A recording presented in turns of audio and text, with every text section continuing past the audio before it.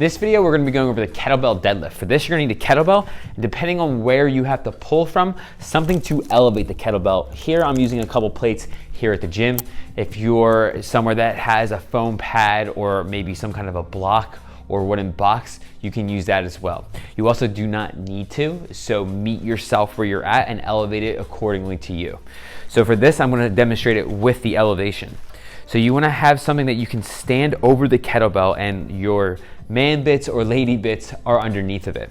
From here, you wanna be just about hip distance, but because of the plates here, we're gonna have to go a little bit wider, and that's perfectly okay.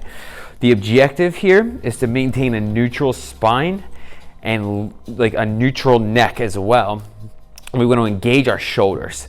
So we're gonna hinge at our hips. So kind of push back through your hips here. You can see my back's maintaining this flatness. It's not overarched and it's not rounded forward. I have a nice neutral spine. I'm keeping my rib cage stacked over top of my pelvis. I'm engaging my glutes, and then I'm pushing my hips back. So I'm actually poking here to reinforce this. When you get a nice flat back, you can bend your knees to whatever degree you feel comfortable with. You just don't want them going too far and taking the load off your hips. And make sure you're still in that hinge position and move more up and down through the hips.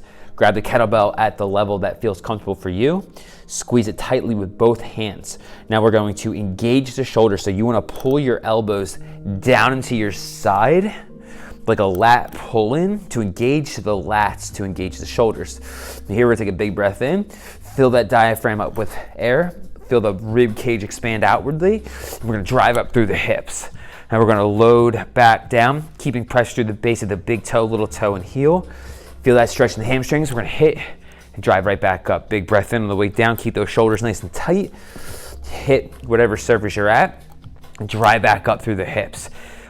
All while maintaining a nice tight core. Breathing through the diaphragm will help reinforce this. Then I'll show you from the front real fast here. Again, we're gonna set up in the position that feels comfortable to you. We can go off the ground if we need to. If we have a good amount of bend in these knees here while maintaining a neutral back.